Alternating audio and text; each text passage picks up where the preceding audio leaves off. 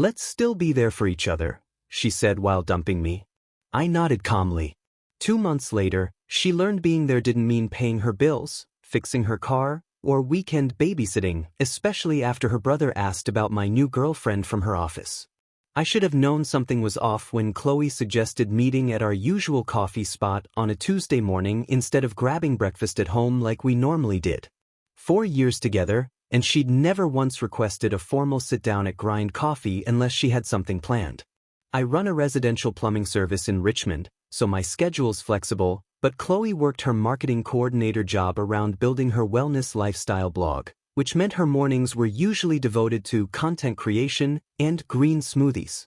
I walked in expecting maybe she wanted to discuss vacation plans or her latest idea for monetizing her meditation tutorials. Instead, I found her already seated at our corner table, hands wrapped around a lavender latte, wearing that serene expression she'd perfected for her Instagram stories. Ethan, I've been doing a lot of soul-searching lately, she began, her voice taking on that ethereal quality she used when discussing chakras or Mercury retrograde. I feel like the universe is calling me toward a different path right now. I set down my plain black coffee and waited.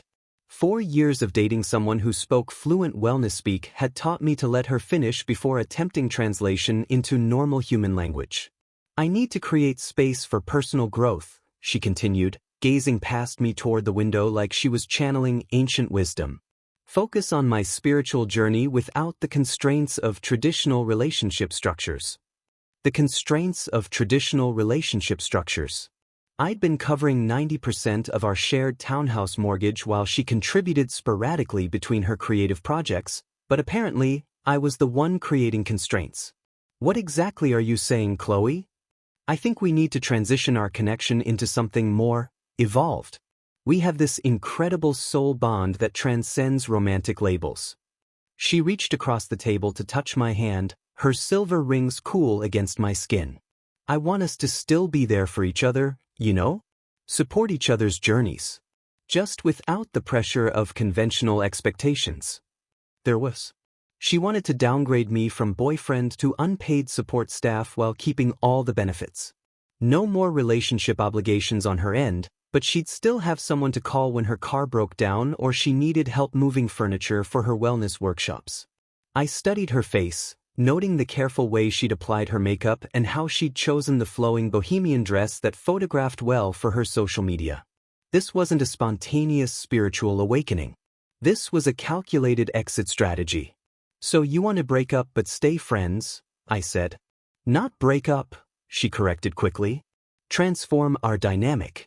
Evolve beyond societal constructs that limit authentic connection. The irony wasn't lost on me. Someone who posted daily about authentic living was using the most inauthentic language possible to dump her boyfriend of 4 years. But instead of arguing or demanding real explanations, I surprised both of us. Okay, I said simply. Her perfectly contoured eyebrows lifted slightly. Okay. Yeah. If that's what you need for your spiritual journey, I support it. I took a sip of my coffee, watching her process my unexpected calm. You're right about us having a special connection. We should definitely still be there for each other. Relief flooded her features, followed quickly by something that might have been disappointment. She'd probably expected drama, tears, maybe some begging that would reinforce her decision while feeding her ego. Instead, she got easy agreement from someone who'd apparently learned to speak her language. I'm so glad you understand, she said, though she looked slightly confused. I was worried you might take this the wrong way. Not at all. I think it's mature of you to recognize what you need. I was already formulating my own interpretation of what being there for each other actually meant, and I had a feeling Chloe's definition was about to get a serious reality check. We hugged goodbye outside the coffee shop, and she whispered something about how our souls would always be connected across time and space. I nodded and told her to drive safely, then watched her walk to her car with that practiced mindful gait she'd developed since starting her meditation practice. 20 minutes later, I was back at the townhouse we'd shared for 2 years, looking around with fresh eyes. A place. Except I'd been paying $2,200 of the $2,400 monthly mortgage while Chloe contributed $200 when her blog income allowed, which wasn't often. I covered utilities, most of the groceries, and handled all the maintenance because traditional gender roles felt authentic to her spiritual path when it came to plumbing and electrical work.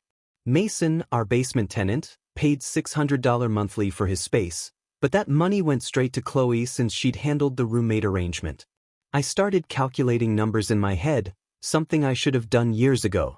Chloe made about $35,000 annually from her marketing job, plus maybe another $3,000 from her wellness content when sponsors paid attention. She had $400 monthly student loan payments and credit card debt from what she called investments in personal development courses, expensive retreats, and certification programs that promised to unlock her potential.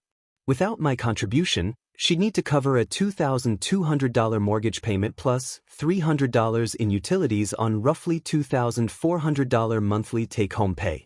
The math didn't work, and I had a feeling her spiritual journey was about to include some very earthly lessons about financial reality. I pulled out my phone and started researching one-bedroom apartments near my workshop. If Chloe wanted to evolve beyond conventional relationship structures, she could start by evolving beyond expecting her ex-boyfriend to subsidize her lifestyle. Within 48 hours, I'd found a modest one-bedroom apartment 15 minutes from my workshop and scheduled the move for month's end. Chloe was upstairs in what used to be our shared office, probably crafting an Instagram post about embracing change and trusting the universe, when I knocked on the doorframe. "Hey, I wanted to let you know I'll be moving out by the 31st, I said casually, like I was announcing a grocery store run.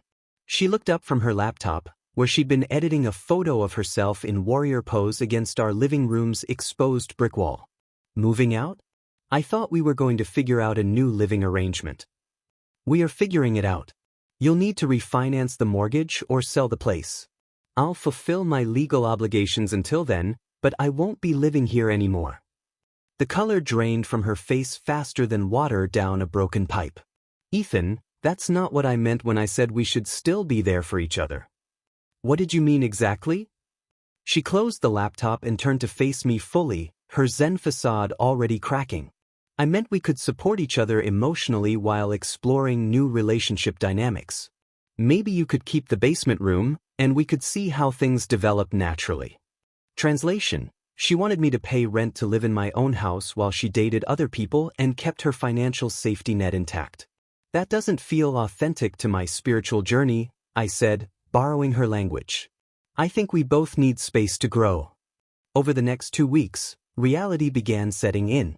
I watched Chloe cycle through every emotion except acceptance as she realized replacing my $2,200 monthly contribution was impossible on her income.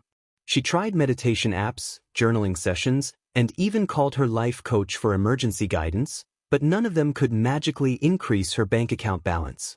Mason, our basement tenant who worked night shifts in security, became an unwilling witness to Chloe's emotional transformation. He'd known us both for 2 years, kept to himself mostly, but occasionally emerged from his cave-like apartment to grab mail or check the shared laundry. "Dude, what's going on upstairs?" he asked me one evening as I loaded my truck with tools. "Sounds like someone's having a breakdown every night around 11. "Chloe's processing some life changes," I said diplomatically. "Processing? Man, last night she was on the phone crying about sacred bonds and masculine energy abandonment. I thought maybe someone died." I almost laughed. Someone had died, the version of herself that could afford her lifestyle. But I just shrugged and kept loading equipment. Mason was smart enough to stay neutral in whatever drama was unfolding above his head. The real entertainment started when Chloe began her campaign to change my mind. First came the spiritual manipulation phase, where she left crystals on my dresser with handwritten notes about healing our energetic connection. Then she tried practical negotiation, offering to increase her mortgage contribution to $400 monthly if I'd reconsider moving out. When I pointed out that still left her $1,800 short, she suggested we manifest abundance together through shared intention-setting rituals. "Ethan, you're not seeing the bigger picture," she said one evening, cornering me in the kitchen while I packed my coffee maker. "This could be an opportunity for us to create something completely new. A conscious uncoupling that honors our deep soul connection." I am honoring our connection. I'm giving you exactly what you asked for, space to focus on your spiritual journey without the constraints of traditional relationship structures." Her face twisted with frustration. "But I didn't mean you should abandon me completely." "I'm not abandoning you. I'm supporting your independence." The panic phase arrived when she realized I was serious about leaving.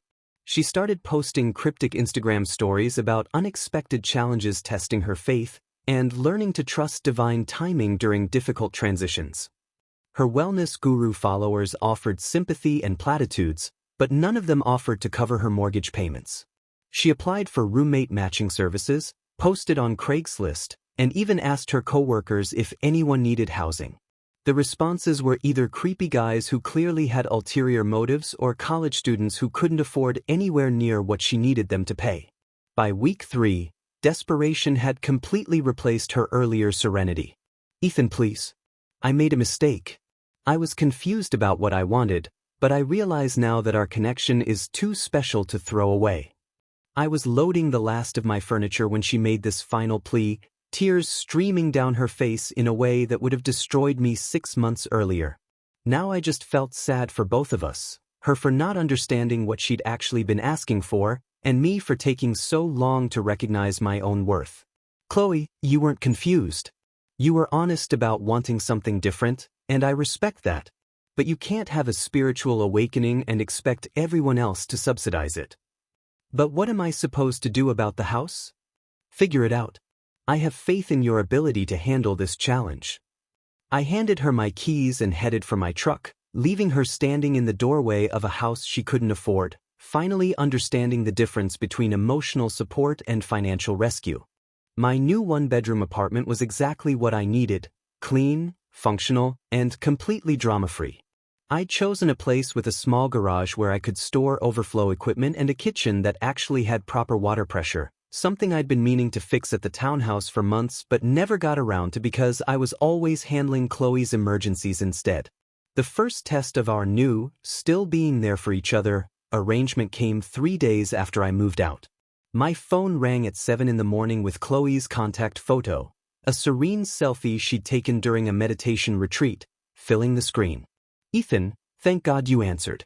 My car broke down on Broad Street and it's pouring rain. I have a client meeting in an hour and I'm completely stranded."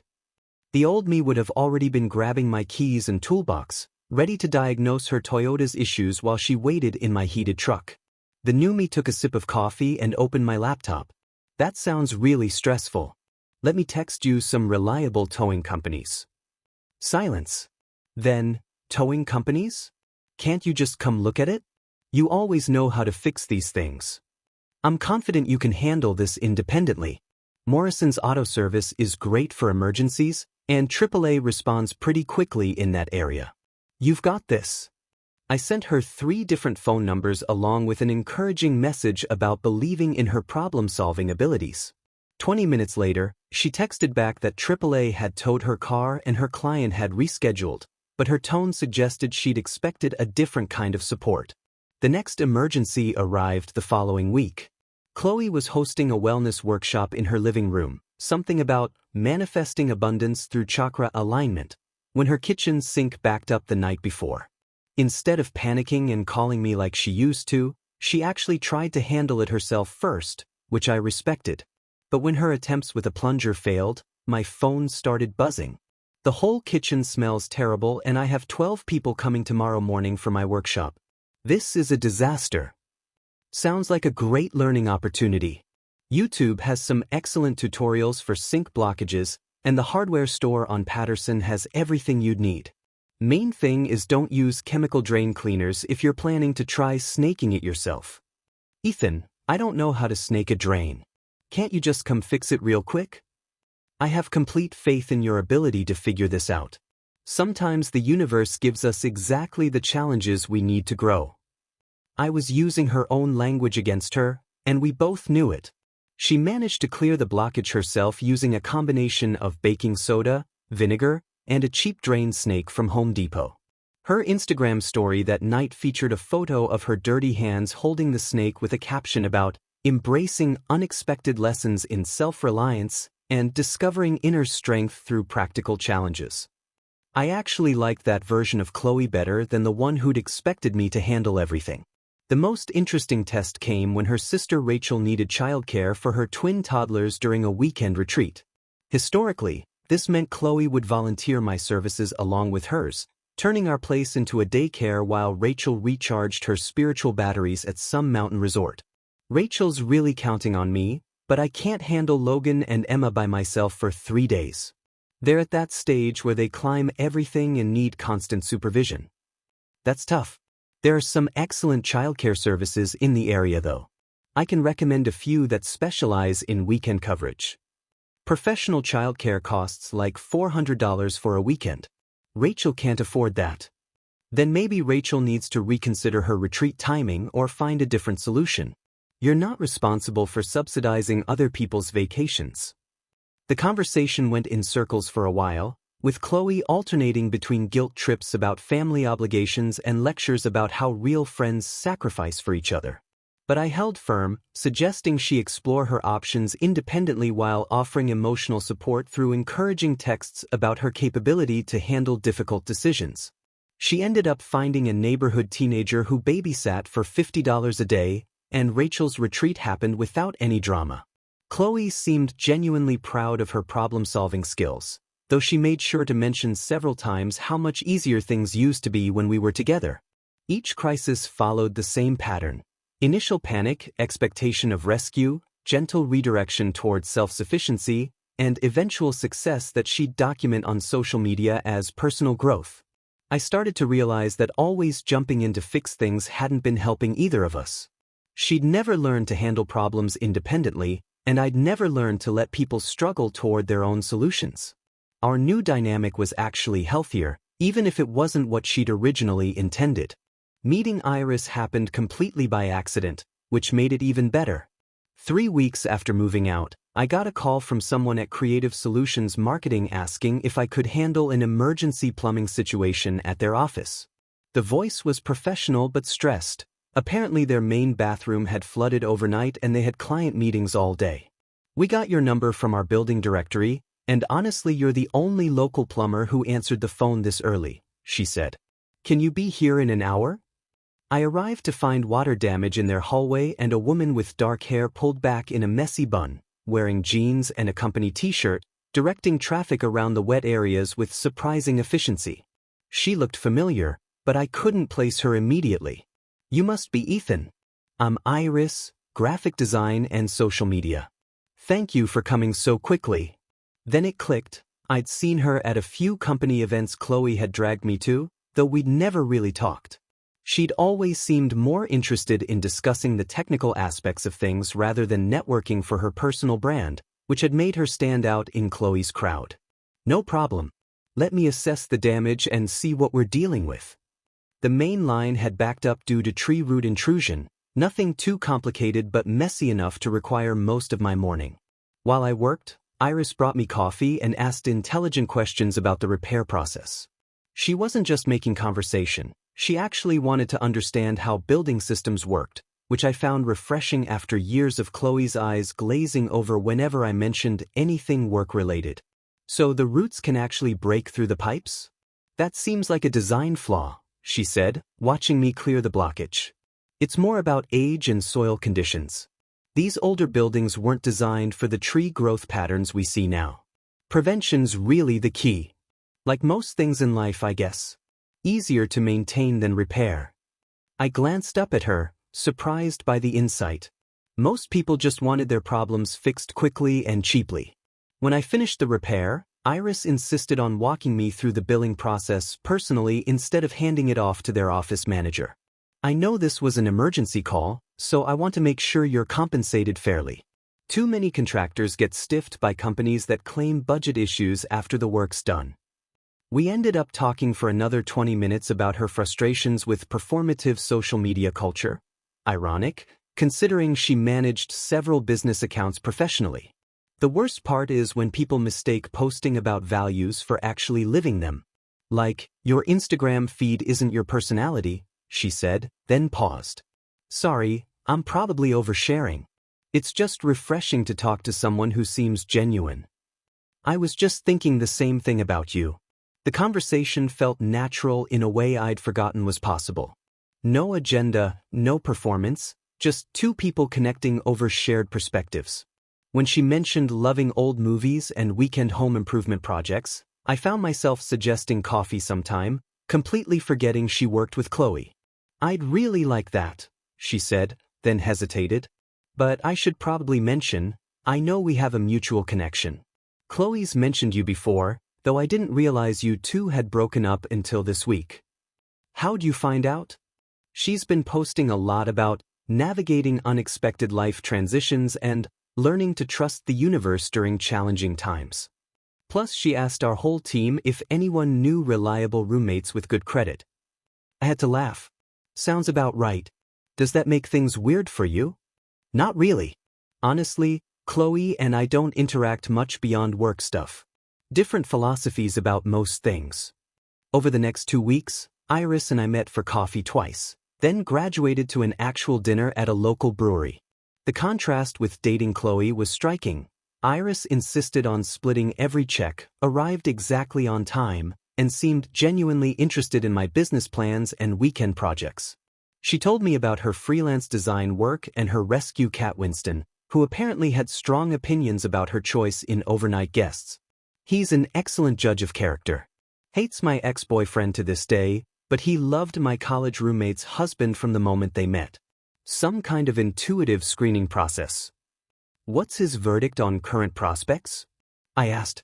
TBD, but he's been unusually friendly lately. I think that's a good sign. Our first official date lasted 4 hours, covering everything from our worst renovation mistakes to our shared love of classic Hitchcock films. She had this way of listening that made me remember why I enjoyed conversation, and her laugh was completely unself-conscious. Nothing like Chloe's carefully modulated responses designed for maximum aesthetic impact. By the time we left the brewery, I realized I hadn't thought about Chloe's latest crisis in days, which felt like progress. While I was discovering what healthy dating actually looked like, Chloe was learning that replacing a reliable roommate isn't as simple as posting "good vibes only" on Craigslist. After 3 weeks of increasingly desperate roommate interviews, she finally settled on Garrett, a 22-year-old recent college graduate who worked at a call center and seemed responsible during their video chat. He could cover $800 monthly toward the mortgage, which still left Chloe short but was better than nothing. I heard about Garrett's arrival through Mason, who'd started texting me regular updates about the chaos upstairs. Apparently, our former basement dweller had developed a front-row seat to the greatest roommate disaster in Richmond history. Dude moved in with like 6 Amazon boxes and a gaming chair, Mason reported. Day 2, he's already taken over the living room with some kind of streaming setup. Chloe keeps walking around muttering about energetic disruption and misaligned intentions. Within a week, Garrett had revealed his true character. The responsible college graduate persona evaporated faster than Chloe's morning meditation practice. He treated the common areas like his personal storage unit, leaving dirty dishes in the sink for days and storing his protein powder collection on every available counter space. His idea of cleaning was spraying Febreze on things and calling it aromatherapy. The real nightmare was his social life. Garrett brought different dates home 3 or 4 nights a week, and apparently believed that thin townhouse walls provided adequate soundproofing for his romantic encounters. Mason, who worked night shifts and needed to sleep during the day, started wearing earplugs and asked me if I knew any good apartment hunting websites. "I'm too old for this college dorm bullshit," he said during one of our increasingly frequent check-ins. "Yesterday I came home to find some random girl making breakfast in her underwear while Garrett was passed out on the couch. She asked me if I was the other roommate and whether I wanted to hang out later." The financial arrangement proved equally disastrous. Garrett consistently forgot his utility contributions, claiming his call center job had irregular pay schedules. Meanwhile, he ordered DoorDash delivery every single night, spending more on convenience food than most people spend on groceries. His contribution to household supplies was limited to buying the cheapest toilet paper available and leaving it in the hallway like some kind of peace offering. Chloe's wellness guru image started cracking under the pressure. Her Instagram posts shifted from serene meditation photos to increasingly frantic content about learning patience through challenging roommate dynamics and maintaining inner peace during external chaos. Her follower engagement dropped noticeably when people realized her spiritual journey looked a lot like complaining about dirty dishes and loud music. The breaking point came when Garrett decided to throw an impromptu party while Chloe was visiting her parents for the weekend. Mason texted me around midnight with updates that read like a disaster movie script. 20 people showed up. Someone's throwing up in the front yard. Music's so loud I can hear it through my noise-canceling headphones. Pretty sure someone just broke something expensive upstairs. By morning, Garrett's party had resulted in red wine stains on the hardwood floors, a broken coffee table, and a formal noise complaint from the neighbors. When Chloe returned Sunday evening to find her living room destroyed, she completely lost her spiritual composure. Mason could hear her screaming about disrespect and sacred space violation from his basement apartment. She kept yelling about how this was supposed to be her sanctuary for spiritual growth, Mason reported. Garrett just kept saying, "Chill out," and offering to Venmo her $20 for cleaning supplies. I think she actually considered violence for a minute there. That's when my phone started ringing. Chloe called me 3 times before I answered, and when I finally picked up, she was crying so hard I could barely understand her words. "Ethan, I need your help. Garrett's destroyed everything and I don't know how to handle this. I've never had to evict someone before and I'm completely overwhelmed." That sounds incredibly stressful. Have you contacted a tenant rights organization for guidance? I can't figure this out alone. You always knew how to handle difficult people and legal stuff. Please, I'm drowning here. Chloe, I believe in your ability to research eviction procedures and advocate for yourself. This is exactly the kind of challenge that helps us develop new skills. But I don't want to develop new skills. I want this nightmare to end. Her honesty was refreshing, even if it came from desperation. I gave her the contact information for 2 different tenant advocacy groups and suggested she document all the property damage with photos before approaching Garrett about leaving voluntarily. I even offered encouragement about her capability to handle conflict resolution independently. What I didn't offer was to come over and fix everything for her, which was clearly what she'd been hoping for.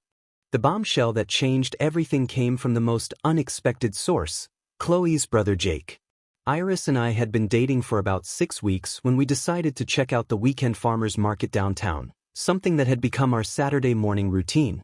We were debating the merits of different apple varieties when I heard someone call my name. "Ethan. Man, what are you doing here?"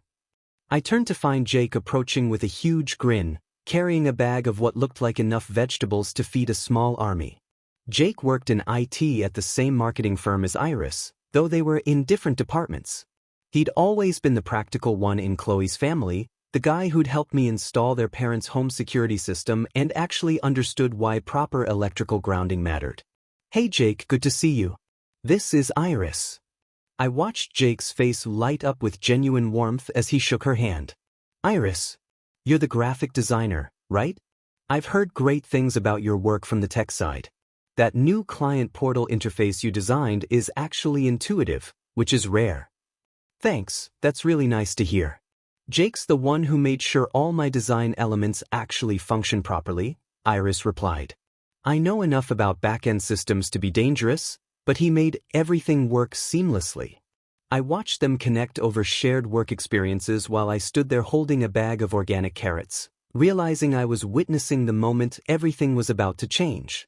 Jake had always considered me family, and his confusion about our breakup had been evident during the few times we'd crossed paths around town. Now he was seeing me happy with someone new, someone from his workplace who he clearly respected. "So you two are dating? That's awesome. Ethan, you look really good, man. More relaxed than I've seen you in years." Jake's enthusiasm was infectious and completely genuine. "Iris, this guy's one of the good ones. When Chloe's parents had that pipe burst last winter, Ethan drove out in a blizzard at midnight to fix it. Wouldn't take any payment either." "That sounds exactly like something he'd do," Iris said, smiling at me in a way that made my chest feel warm. We spend another 20 minutes talking about weekend plans and Jake's latest home renovation project. He was installing a smart thermostat system and wanted advice about compatible plumbing sensors, which led to a conversation about whole house automation that Iris followed with surprising technical insight. By the time we parted ways, Jake had invited us both to his housewarming party next month and made Iris promise to help him design better presentation slides for his department meetings. See you Monday at work, Iris. And Ethan, we should grab a beer soon and catch up properly. The next evening, Jake called Chloe during their weekly family dinner. I found out about this conversation 3 days later when Chloe's social media behavior went completely insane. According to Mason, who'd become my unofficial intelligence source, Jake had casually mentioned running into me at the farmer's market with my really cool girlfriend from your office. He described how happy I seemed and how much he'd liked Iris, completely unaware he was dropping a nuclear bomb on his sister's emotional landscape. Chloe's reaction was apparently seismic. Mason reported hearing screaming, crying, and what sounded like furniture being thrown around upstairs. Within hours, she'd launched a full-scale social media investigation, scrolling through every photo Iris had ever posted and screenshotting anything that might indicate when our relationship had started. Her findings launched a group text campaign to all our mutual friends, painting herself as the victim of an elaborate betrayal. The narrative she created was impressive in its creativity. Iris had obviously been pursuing me while we were still together, I'd been emotionally cheating for months, and the breakup had been orchestrated so I could be with her guilt-free. She conveniently omitted her own dating app adventures from the first week after our split, when she'd posted Instagram stories about embracing divine feminine energy and opening her heart to new possibilities. The whole victim campaign fell apart within 24 hours when friends started responding with screenshots of her own posts featuring different men and her public declarations about needing space to explore her spiritual path. Someone even found the post where she'd explicitly stated that she was evolving beyond traditional relationship structures and excited to discover her authentic self without romantic constraints. "Dude, she's losing it," Mason texted me.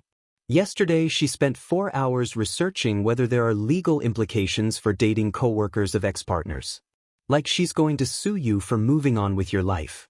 The final nail in her victim narrative came when our mutual friend David pointed out that she'd introduced him to her tantric energy healing practitioner the same week she'd dumped me.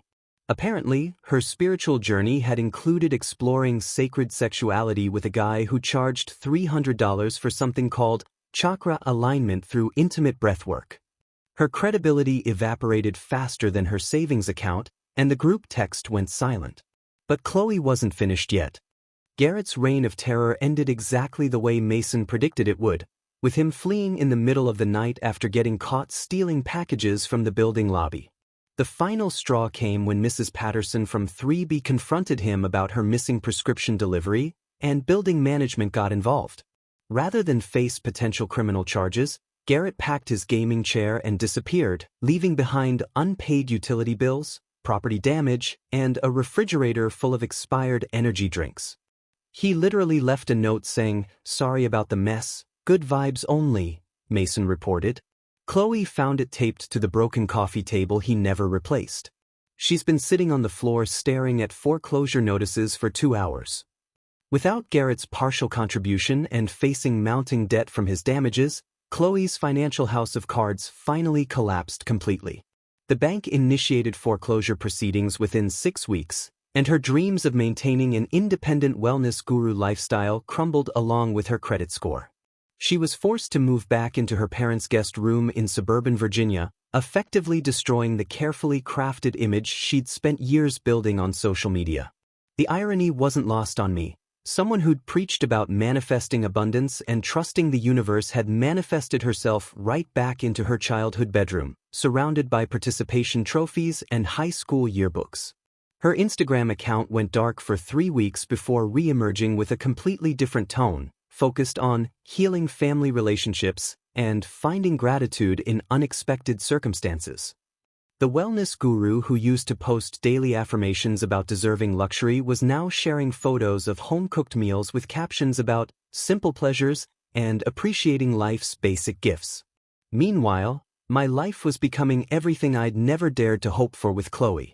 Iris moved into my apartment after her lease ended, bringing Winston the judgmental cat and her impressive collection of vintage design books.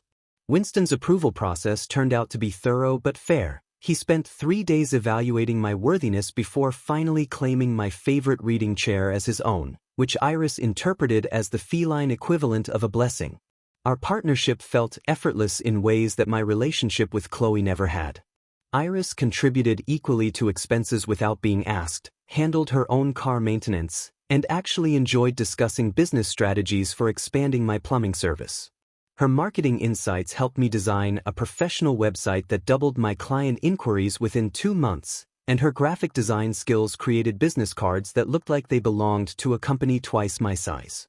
We found a perfect fixer-upper house 6 months later, a 1920s craftsman with original hardwood floors, a kitchen that needed complete renovation, and a detached workshop that made my contractor heart sing. The sunroom off the back had perfect lighting for Iris's freelance design studio, and the basement had enough space for Winston's elaborate cat tower system plus Mason's gaming setup, since he'd decided to rent our spare room after his own lease ended. "It's like the universe finally got its shit together," Mason said while helping us move furniture. "You two actually make sense together. None of that performative spirituality nonsense, just two people who like each other and happen to be good at complementary things." He was right. Iris and I worked on house projects together every weekend, debating tile choices and paint colors with the kind of focused intensity that Chloe would have found boring. But we found it deeply satisfying, the process of building something real together, making decisions based on practical considerations and shared aesthetic preferences rather than what would photograph well for social media. Our first major renovation was the kitchen, where Iris's design vision combined perfectly with my technical knowledge of plumbing and electrical systems. We spent 3 months creating something beautiful and functional, documenting the process not for Instagram likes but for our own satisfaction and future reference. The final result was a space that reflected both our personalities, clean lines and efficient workflow, but warm enough for long conversations over morning coffee. 6 months after we moved in, I realized I hadn't heard from Chloe in weeks. No emergency calls, no requests for emotional support, no updates about her spiritual journey. The silence felt peaceful rather than concerning, like the natural conclusion of a chapter I'd already finished reading. I'd honored her exact words. I'd remained emotionally supportive through encouraging texts and positive affirmations while completely withdrawing the practical assistance she'd always assumed was permanent. My ultimate revenge had been simply taking her at face value and watching her self-created lifestyle collapse while I built something real with someone who valued partnership over convenience. Iris and I were planning our engagement when I finally heard the last update about Chloe through Jake at a family barbecue. She'd started dating a yoga instructor who lived in his parents' converted garage and sold essential oils through social media. They were apparently planning to move to Costa Rica together to start an eco-retreat center, funded by a crowdfunding campaign that had raised about $300 in 2 months. "She seems happy," Jake said diplomatically. "Different but happy. Mom thinks the yoga guy might actually be good for her because he's broke too, so she can't expect him to solve her financial problems." I wished her well and meant it. Some people need to lose everything before they can build something authentic, and maybe Costa Rica would give her the fresh start she'd been seeking all along. As for me, I was exactly where I belonged, in a house Iris and I were renovating together, planning a future based on mutual respect and genuine partnership rather than spiritual buzzwords and financial dependency. The difference between settling for someone and choosing someone had never been clearer, and I was grateful every day that Chloe had been brave enough to end something that wasn't working, even if her reasons had been completely wrong.